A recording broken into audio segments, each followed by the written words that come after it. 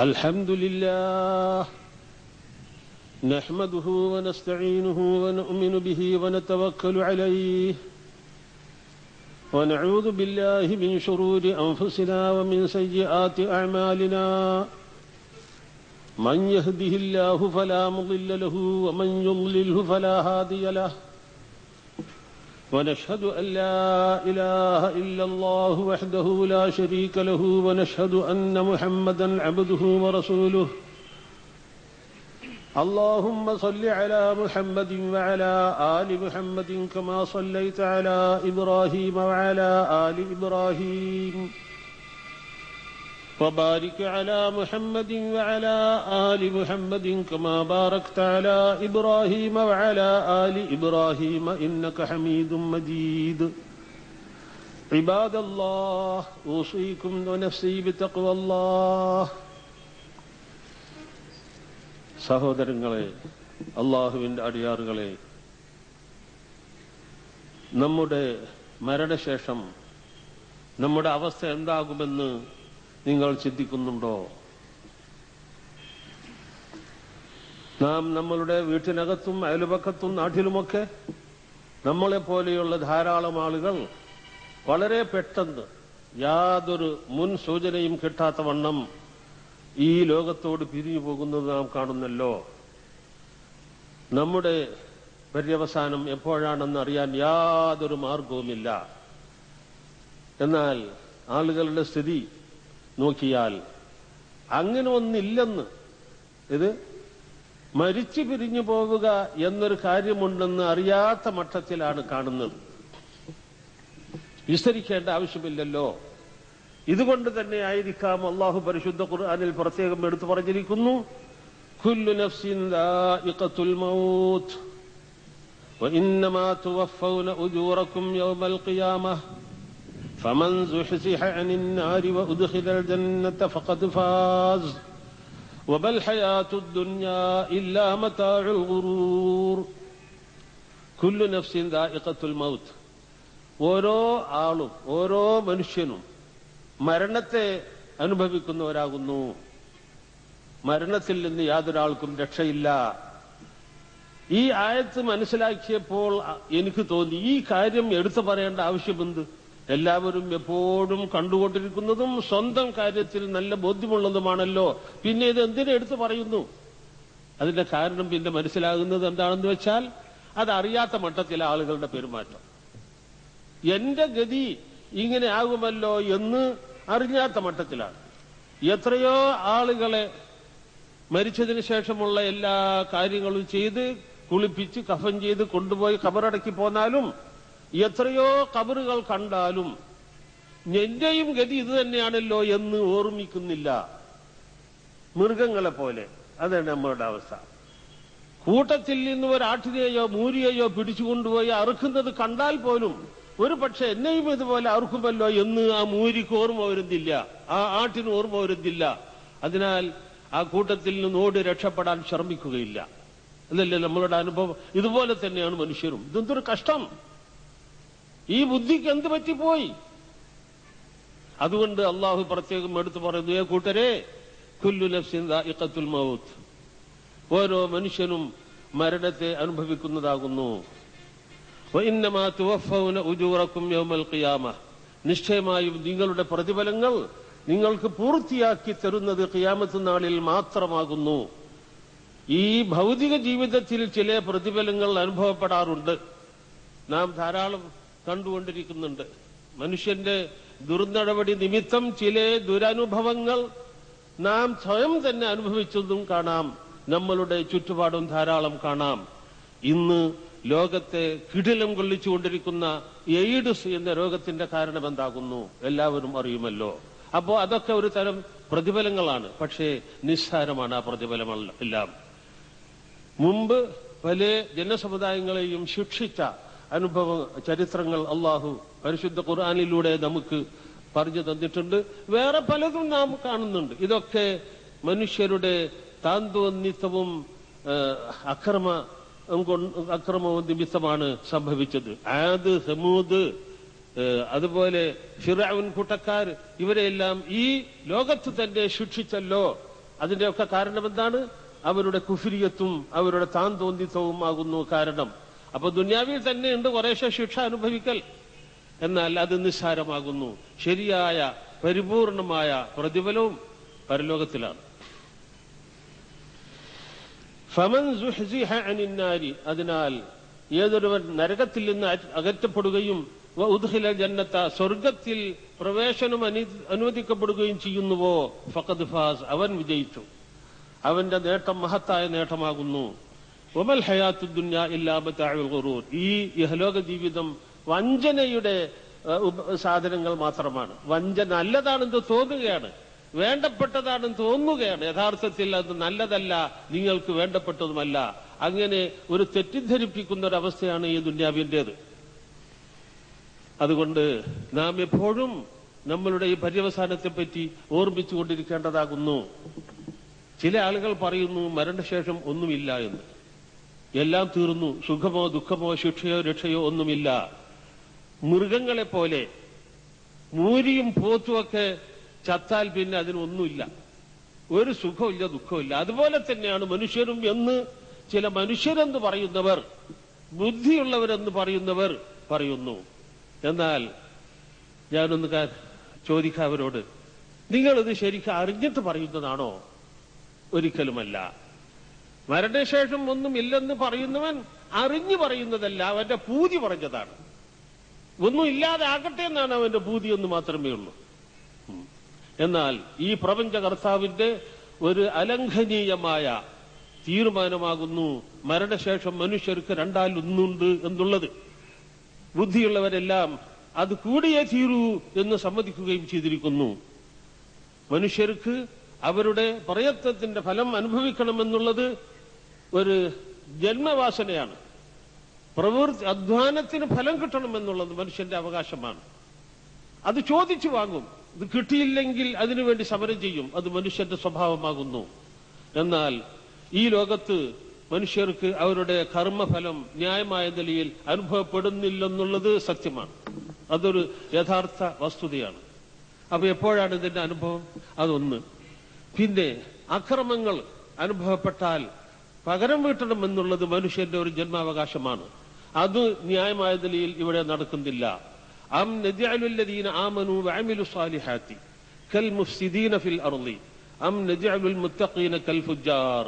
അല്ലാഹു തആല പറയുന്നു, സത്യത്തിന്റെ കാതലായ പരിശുദ്ധ ഖുർആനിൽ അല്ലാഹു പറയുന്നു, അം നജഅലുല്ലദീന ആമനൂ വഅമിലു സ്വാലിഹാത്തി, വിശ്വസിക്കുകയും സൽക്കർമ്മങ്ങൾ അനുഷ്ഠിക്കുകയും ചെയ്ത കൂട്ടരെ, കൽ മുഫ്സിദീന ഫിൽ അർളി, ഈ ഭൂമിയിൽ കുഴപ്പമുണ്ടാക്കുന്നവരെ പോലെ നാം ആക്കുകയോ?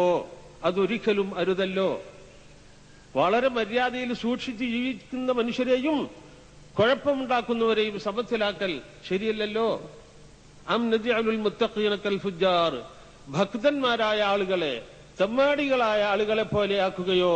അതും ശരിയല്ലല്ലോ. ഓരോരുത്തർക്കും അവകാശപ്പെട്ടത് കിട്ടേണ്ടതില്ലയോ? ബഹുമാനപ്പെട്ട ഉമർ ഇബ്നു ഖത്താബ് റളിയല്ലാഹു അൻഹുവിനെ അക്രമമായി കുത്തിക്കൊന്ന അബൂ ലുഅ്ലുഅത്ത് എന്ന ദുഷ്ടനെയും ഉമർ ഇബ്നു ഖത്താബിനെയും സമമാക്കാൻ പാടുണ്ടോ?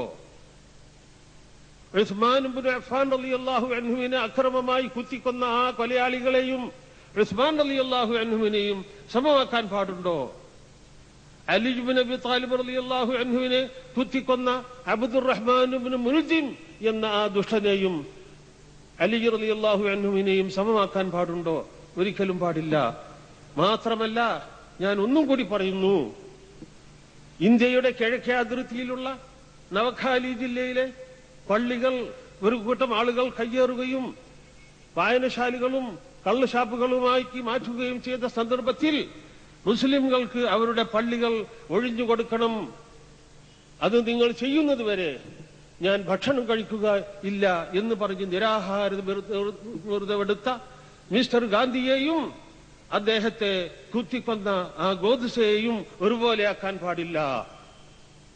ഓരോരുത്തർക്കും അവകാശപ്പെട്ടത് കിട്ടണം. അതെപ്പോഴാകുന്നു? ഈ ദുന്യാവിൽ അത് കിട്ടുന്നില്ല, പിന്നെ അത് എപ്പോഴാണ്? അതിനാണ് ഒരു കാലഘട്ടം നിശ്ചയിച്ചിരിക്കുന്നത്. وَنُفِخَ فِي الصُّورِ فَإِذَا هُمْ مِنَ الْأَجْدَاثِ إِلَى رَبِّهِمْ يَنْسِلُونَ. قالوا يا ويلنا من بعثنا من مرقدنا هذا ما وعد الرحمن وصدق المرسلون إن كانت إلا صيحة واحدة فإذا هم جميع لدينا محضرون.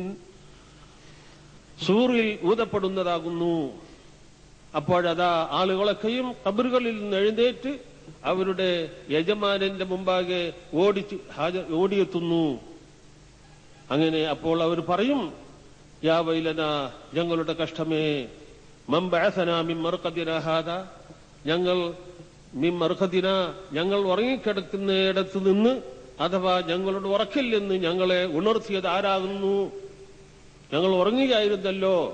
അതായത് ഇതുവരെ കഴിഞ്ഞുകൂടിയ അവസ്ഥയേക്കാൾ എത്രയോ ഗംഭീരമായ, വർണ്ണിക്കാൻ കഴിയാത്ത വിധത്തിലുള്ള അനുഭവം ഈ മഹ്ശറിൽ കാണുമ്പോൾ അതിനു മുമ്പ് അനുഭവിച്ചതൊക്കെ വളരെ നിസ്സാരമായും ലഘുവായും തോന്നപ്പെടുമെന്നാണ് പറയുന്നത്. അത് നിമിത്തമാണ് ഇങ്ങനെ പറയുന്നതെന്ന് എല്ലാ മുഫസ്സിരീങ്ങളും പറഞ്ഞിരിക്കുന്നു. ഞങ്ങൾ ഉറക്കിൽ നിന്ന് ഉണർത്തിയെന്ന് പറയാൻ കാരണം അതാണെന്ന്.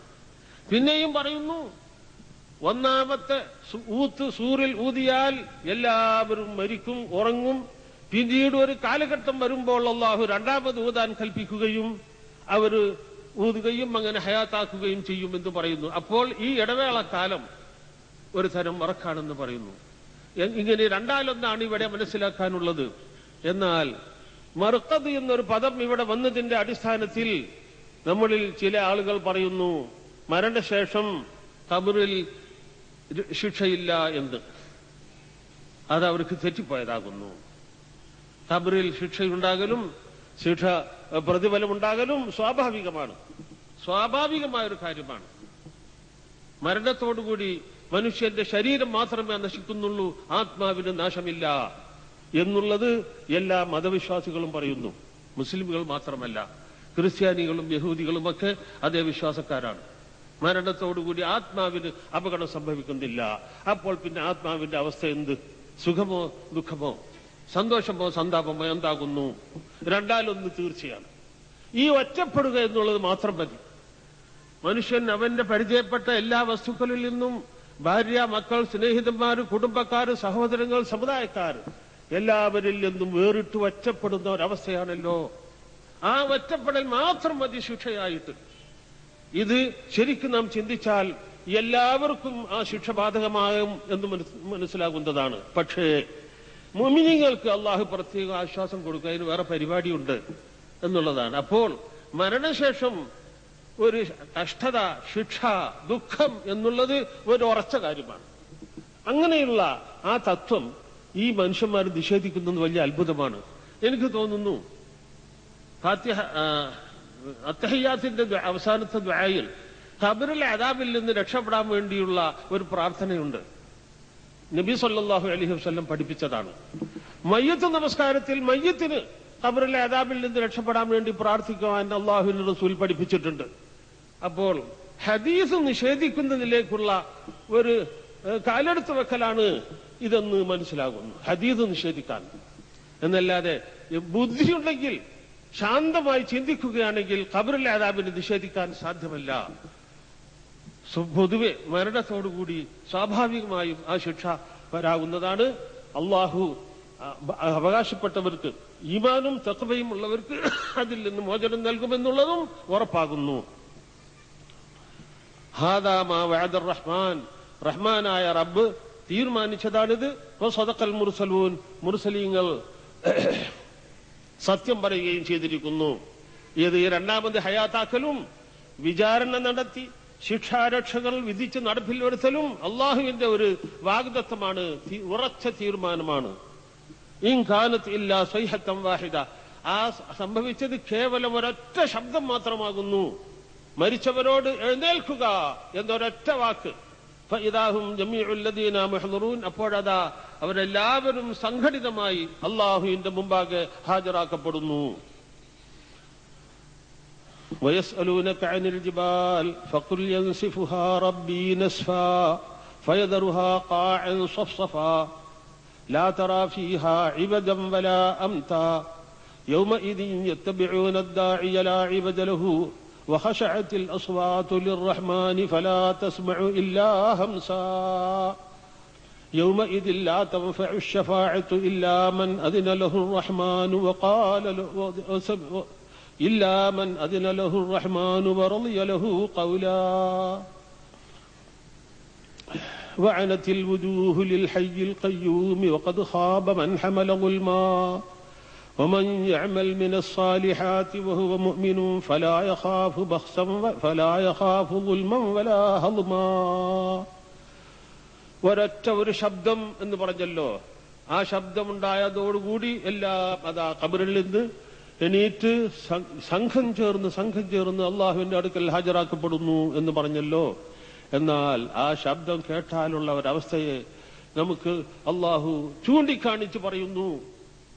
യൗമഇദിൻ യത്തബിഊന ദാഇയ, അന്ന് ആ ശബ്ദം പുറപ്പെടുവിക്കുന്ന അള്ളാഹുവിന്റെ ഹദ്റത്തിലേക്ക് ആളുകളെ വിളിക്കുന്ന ആ വിളിച്ചവന്റെ നേരെ ആളുകൾ നേരിട്ട് പുറപ്പെടുന്നതാകുന്നു.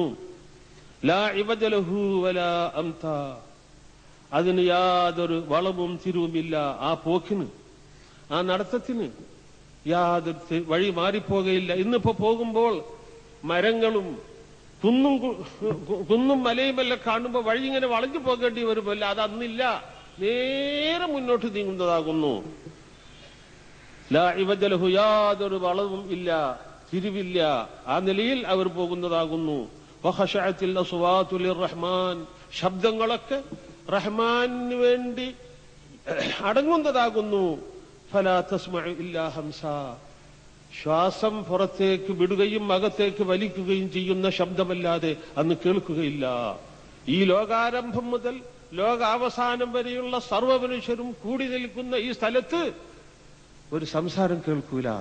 ആരും വേറൊരാളോടൊന്നും പറയുകയില്ല. ഈ ശ്വാസം വലിക്കുകയും പുറത്തേക്ക് വിടുകയും ചെയ്യുന്ന ശബ്ദമല്ലാതെ യാതൊന്നും അവിടെ കേൾക്കുകയില്ല. യൗമഇദിൻ ലാ തൻഫഉ ശഫാഅതു ഇല്ലാ മൻ അദിന ലഹു റഹ്മാനു വറളിയ ലഹു ഖൗലാ, റഹ്മാനായ റബ്ബ് സമ്മതം കൊടുത്തവർക്ക് വേണ്ടിയല്ലാതെ ശഫാഅത്ത് ശുപാർശ ഉപകരിക്കുകയില്ല. സമ്മതം കൊടുക്കുകയും വറളിയ ലഹു ഖൗല, വാക്കാൽ പൊരുത്തപ്പെടുകയും ചെയ്തവർക്ക് മാത്രമേ ശുപാർശ അനുഫലപ്പെടുകയുള്ളൂ. അതായത് ഇന്ന ആൾക്ക് വേണ്ടി ശഫായത്ത് പറയുക എന്ന് അള്ളാഹുവിങ്കിൽ നിന്ന് സമ്മതം കിട്ടിയതിന് മാത്രമേ ഈ ശഫായത്ത് പറയുന്ന ആള് പറയുകയുള്ളൂ കേട്ടോ.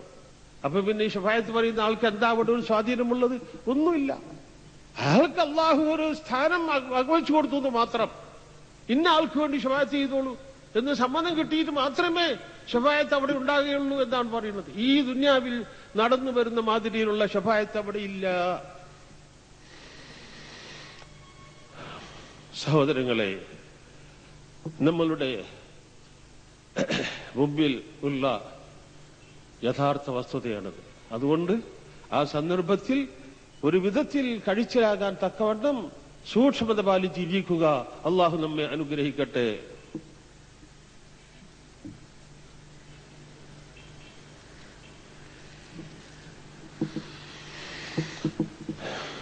അൽഹംദുലില്ലാഹ് നഹ്മദുഹു വനസ്തഈനുഹു വനുഅ്മിനു ബിഹി വനതവക്കലു അലൈഹി വനഊദു ബില്ലാഹി മിൻ ശുറൂരി അൻഫുസിനാ വമിൻ സയ്യിആതി അഅ്മാലിനാ മൻ യഹ്ദിഹില്ലാഹു ഫലാ മുളില്ല ലഹു വമൻ യുളിൽഹു ഫലാ ഹാദിയ ലഹു.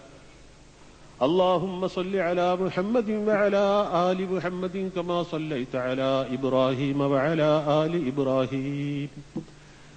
عباد الله أوصيكم ونفسي بتقوى الله. സഹോദരങ്ങളെ, അള്ളാഹുവിന്റെ അടിയാറുകളെ, ഇസ്ലാം ദീൻ ഈ തെക്കേ ഇന്ത്യയിൽ വളരെയധികം ആദരണീയനായ ഒരു അതിഥിയെ പോലെയാണ് വന്നത്. അന്ന് ഈ തെക്കേ ഇന്ത്യയിലെ നാട്ടുരാജാക്കന്മാരും നാട്ടുപ്രമാണിമാരും ഇവിടെയുള്ള ഹിന്ദു സമുദായക്കാരും ക്രിസ്ത്യാനികൾ അന്നില്ല അവിടെ, പിന്നീടാണ് അവർ വന്നത്. എല്ലാവരും ഈ ഇസ്ലാമാകുന്ന അതിഥിയെ ബഹുമാനപൂർവം സ്വീകരിക്കുകയും സൽക്കരിക്കുകയും ചെയ്തു. ആ ഇസ്ലാമിന്റെ ആളുകൾക്ക് നാനാവിധ സൗകര്യങ്ങളും ഏർപ്പെടുത്തി കൊടുത്തു. പള്ളിയുണ്ടാക്കാൻ സ്ഥലം കൊടുത്തു, പള്ളിയുണ്ടാക്കാൻ മരം കൊടുത്തു, പള്ളിയുണ്ടാക്കാൻ ആളുകളെ ഏർപ്പാട് ചെയ്തു കൊടുത്തു. ഏതുവരെ എന്ന് വെച്ചാൽ അവരുടെ പെൺകുട്ടികളെ ഇസ്ലാമിൽ ചേർത്തിട്ട് കല്യാണം ചെയ്തു കൊടുത്തു. ചുരുക്കി പറയട്ടെ, കൊടുങ്ങല്ലൂരിൽ നിന്ന് ആരംഭിച്ച ഈ പരിപാടി നാട്ടിലൊക്കെയും പ്രചരിച്ചു. സഹോദരന്മാരെ, അങ്ങനെയായിരുന്നു ഇവിടെ ആദ്യത്തിൽ ഇസ്ലാം. പിന്നീട് ഈ നല്ല അവസ്ഥക്ക് മാറ്റം വന്നിരിക്കുന്നു, കുറച്ചൊക്കെ മാറ്റം വന്നിരിക്കുന്നു. ഇതിന്റെ കാരണം എന്തെന്ന് നോക്കിയാൽ കുറെ ഭാഗം നമ്മൾ തന്നെയാണ് ഉത്തരവാദികൾ. മുസ്ലിമുകൾ എന്ന് പറയുന്നവർ തന്നെയാണ് ഇതിന്റെ ഉത്തരവാദികൾ. ഈ മാറ്റം വരാൻ കാരണം, അതായത് ആദ്യകാലത്ത് വന്ന ആ സഹോദരങ്ങളെ പോലെ ഉള്ള ആ യഥാർത്ഥ ഇസ്ലാമിക ജീവിതത്തിൽ നിന്നും ആദർശത്തിൽ നിന്നും പെരുമാറ്റങ്ങളിൽ നിന്നും പെരുമാറ്റച്ചട്ടങ്ങളിൽ നിന്നുമൊക്കെ വ്യത്യാസം വന്നുപോയി. അതിൽ മുഖ്യമായ ഒരു വിഷയം ഞാൻ ഉണർത്തുന്നു. ഇന്നലെ ഇവിടെ നടന്ന യോഗത്തിൽ ഒരു മാന്യന്റെ പ്രസംഗത്തിൽ അൽഹംദുലില്ലാഹി റബ്ബിൽ ആലമീൻ എന്നാണല്ലോ അള്ളാഹു പഠിപ്പിച്ചത്, റബ്ബിൽ മുസ്ലിമീൻ എന്നല്ലല്ലോ എന്ന് പറയുകയുണ്ടായി. അത് വളരെ മഹത്തായ ആശയങ്ങൾ ഉൾക്കൊള്ളുന്ന ഒരു വാചകമാണ്. അൽഹംദുലില്ലാഹി റബ്ബിൽ ആലമീൻ, ലോക രക്ഷിതാവായ അള്ളാഹുവിന്റെ സർവസ്തുതിയും. ഈ ലോകത്തെ അള്ളാഹു സംരക്ഷിച്ചുകൊണ്ടിരിക്കുന്നതിന്റെ പേരിൽ നാം അള്ളാഹുവിനെ സ്തുതിക്കണം എന്നാണ്. നാം ഓരോരുത്തരും അള്ളാഹുവിനെ സ്തുതിക്കണം. ഈ ലോകം എന്ന് പറഞ്ഞതിൽ പെടാത്ത യാതൊരു വസ്തുവുമില്ല. എല്ലാ മനുഷ്യരും മറ്റു ജീവികളുമെല്ലാം അതിലുൾപ്പെടുന്നു.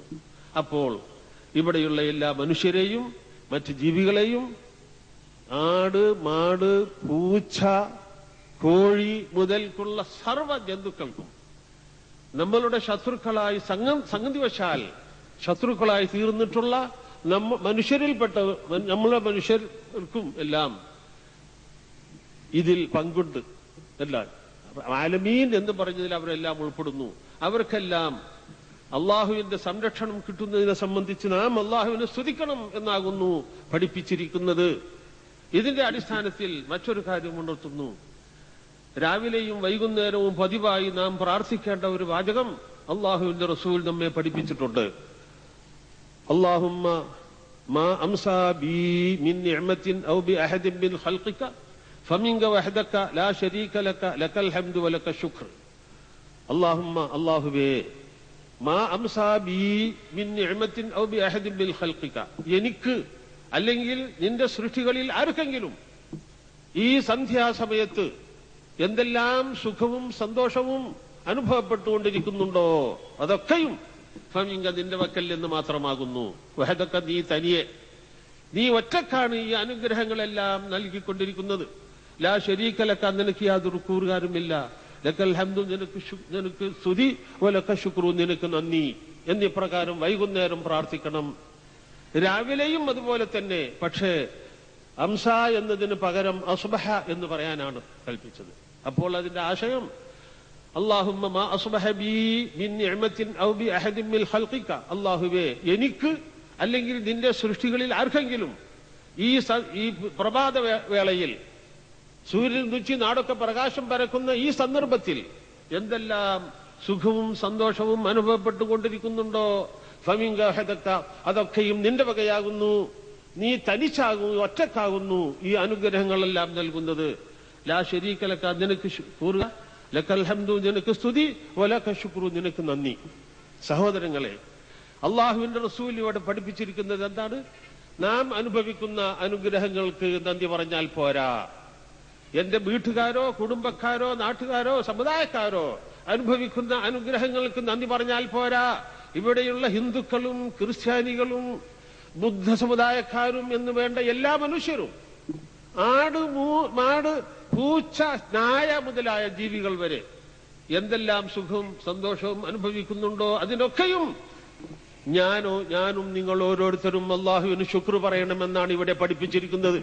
ഇത്ര മഹത്തായ ആദർശം ഉൾക്കൊള്ളുന്ന ഒരു കൂട്ടരുടെ വക്കൽ വർഗീയത്വത്തിന് സ്ഥാനമില്ല. വർഗീയത്വത്തിന്റെയും തീവ്രവാദത്തിന്റെയും വേര് ജനഹൃദയങ്ങളിൽ നിന്ന് പറിച്ചെറിയുകയാണ് ഇതുമൂലം അള്ളാഹുവും അള്ളാഹുവിന്റെ പ്രവാചകനും ചെയ്തിരിക്കുന്നത്. ഇപ്പോൾ പിന്നെ നമ്മളുടെ ഇടയിൽ വല്ലതും ഉണ്ടാകാൻ പാടുണ്ടോ? എന്നാൽ ചിലരുടെ വക്കൽ നിന്ന് ചിലതെല്ലാം ഉണ്ടായി. അതൊക്കെ വിസ്തരിച്ച് പറയേണ്ട അവസരമല്ലല്ലോ ഇത്. അത് കാരണത്താൽ നമുക്ക് പല ദുരനുഭവങ്ങൾക്കും ഇടയായിട്ടുണ്ട്. അത് മാത്രമല്ല, വേറെയും കാരണമുണ്ട്. അതായത് ലോകാരംഭം മുതൽക്ക് നിങ്ങളെ സൃഷ്ടിക്കുകയും പരിപാലിക്കുകയും ചെയ്തുകൊണ്ടിരിക്കുന്ന ആ അനുഗ്രഹകർത്താവായ യജമാനനെ നിങ്ങൾ ആരാധിക്കണം. അവനോട് നിങ്ങൾ പ്രാർത്ഥിക്കണം. വേറെ ആരെയും ആരാധിക്കരുത്, വേറെ ആരോടും പ്രാർത്ഥിക്കരുതെന്ന് പറഞ്ഞ ഏക കാരണത്താൽ അത് പറഞ്ഞവരെ വളരെയധികം കൊന്നുകളഞ്ഞിട്ടുണ്ട്. അത് സ്വീകരിച്ചവരെയും കൊന്നുകളഞ്ഞിട്ടുണ്ട്. കൊല കുറ്റമാണത്രേ. ലാ ഇലാഹ ഇല്ലല്ലാഹു എന്ന് പറയൽ കൊല കുറ്റമാണെന്നാണ് വിധിച്ചത് ചില ആളുകൾ. ആ കൂട്ടരുടെ താവഴിക്കാരും കുറെയെല്ലാം ഉണ്ടല്ലോ. എങ്കിലും ആകപ്പാടെ കാര്യം വളരെ കുഴപ്പത്തിലായിട്ടുണ്ട്. എങ്കിലും സൂക്ഷ്മത പാലിക്കണം. അള്ളാഹു നമ്മെ സഹായിക്കും എന്നുള്ളതിന്റെ ചില നിബന്ധനകൾ പറഞ്ഞിട്ടുണ്ട്. അതും വിവരിക്കാൻ ഈ സമയം പറ്റുകയില്ലല്ലോ. ആ നിബന്ധനയിൽ നമുക്ക് വീഴ്ച വന്നിട്ടുണ്ട്. അതിനാൽ വന്നതെല്ലാം വന്നു. സൂക്ഷ്മത പാലിക്കുക. അള്ളാഹു നമ്മെ അനുഗ്രഹിക്കട്ടെ, നമ്മുടെ നാടിനെ രക്ഷിക്കട്ടെ. നമ്മളുടെ ഈ നാട്, ഈ ഇന്ത്യ രാജ്യത്തിന് ഇതുവരെ ഏറ്റിട്ടില്ലാത്ത വളരെ ഭയങ്കരമായ ഒരു ദുഷ്പേരും ഒരു കറയും ഈ അടുത്ത കാലത്ത് വീണുപോയത് വളരെ ഖേദകരമാകുന്നു. ആ മാലിന്യങ്ങളും ആ കറയും വൃത്തികേടും എല്ലാം ശുദ്ധിയാക്കി ആ ഇസ്ലാം ഈ നാട്ടിൽ വന്ന ആദ്യകാലത്തെ ആ അനുഭവത്തിലേക്ക് നമ്മളുടെ ജനത മടങ്ങുമാറാകട്ടെ. റബ്ബന ആതിനാ ഫിദ്ദുനിയ ഹസനതൻ വഫിൽ ആഖിറതി ഹസനതൻ വഖിനാ അദാബന്നാർ. اللهم اغفر للمؤمنين والمؤمنات والمسلمين والمسلمات الأحياء منهم والأموات واعف عنا واغفر لنا وارحمنا أنت مولانا فانصرنا على القوم الكافرين. صلى الله عليه وسلم.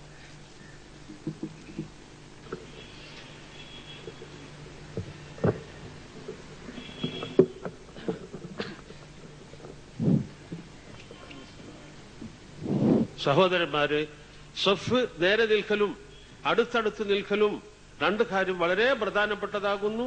നബി സല്ലല്ലാഹു അലൈഹി വസല്ലം തങ്ങളും സഹാബികളും എപ്പോഴും ആ കാര്യത്തെപ്പറ്റി മുഅ്മിനീങ്ങളോട് ഉണർത്താറുണ്ടായിരുന്നു.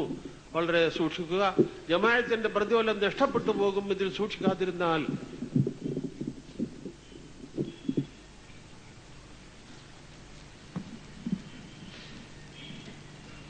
അല്ലാഹു അക്ബർ, അല്ലാഹു അക്ബർ.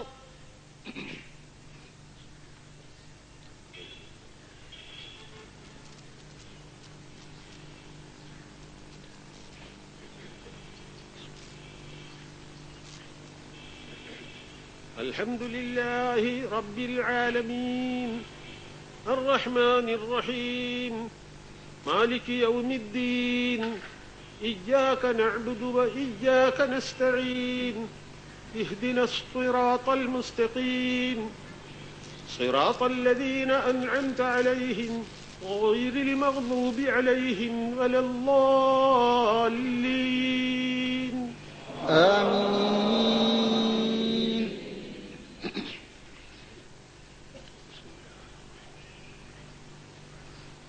سبح اسم ربك الأعلى الذي خلق فسوى والذي قدر فهدى والذي أخرج المرعى فجعله غثاء أحوى سنقرئك فلا تنسى إلا ما شاء الله إنه يعلم الجهر ما يخفى ونيسرك لليسرى فذكر إن نفعت الذكرى سيذكر من يخشى ويتجنبها الأشقى الذي يصلى النار الكبرى ثم لا يموت فيها ولا يحيا قد أفلح من تزكى وذكر اسم ربه فصلى بل تؤثرون الحياة الدنيا والآخرة خير وأبقى إن هذا لفي الصحف الأولى صحف إبراهيم وموسى. الله أكبر. الله أكبر.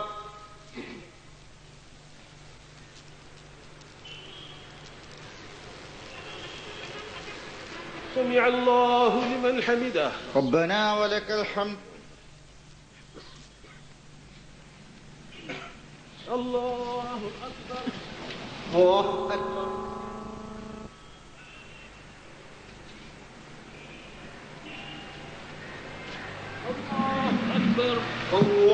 أكبر. الله أكبر. الله أكبر.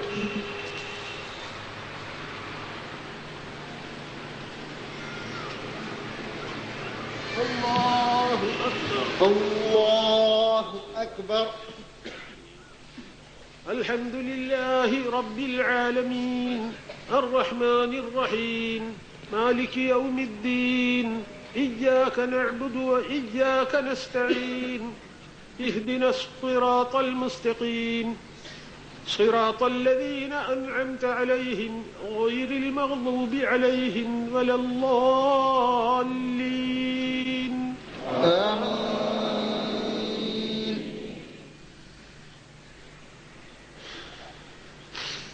هل أتاك حديث الغاشية وجوه يومئذ خاشعة عاملة ناصبة تصلى نارا حامية تسقى من عين آنية ليس لهم طعام إلا من ضريع لا يسمن ولا يغني من جوع وجوه يومئذ ناعمة لسعيها راضية في جنة عالية لا تسمع فيها لاغية فيها عين جارية فيها سرر مرفوعة وأكواب موضوعة ونمارق مصفوفة وزرابي مبثوثة أفلا ينظرون إلى الإبل كيف خلقت وإلى السماء كيف رفعت وإلى الجبال كيف نصبت وإلى الأرض كيف سطحت فذكر إنما أنت مذكر لست عليهم بمسيطر إلا من تولى وكفر فيعذبه الله العذاب الأكبر إن إلينا إيابهم ثم إن علينا حسابهم. الله أكبر. الله أكبر.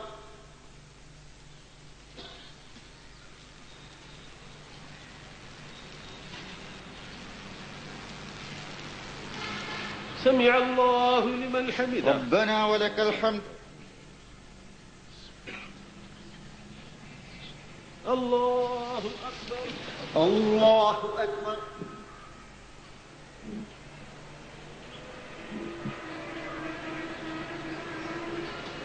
الله أكبر.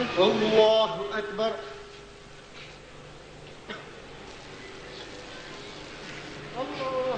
الله أكبر.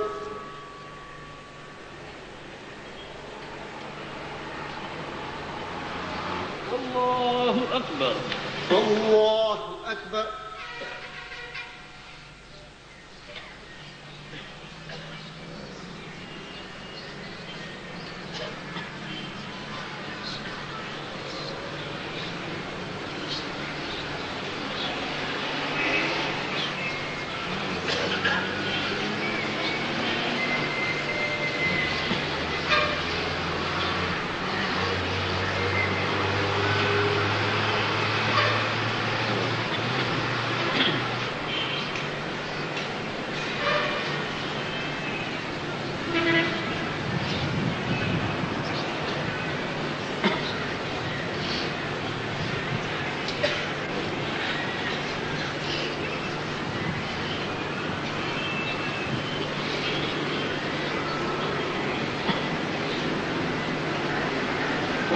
السلام عليكم ورحمة الله. السلام عليكم. السلام عليكم ورحمة الله. السلام عليكم ورحمة الله.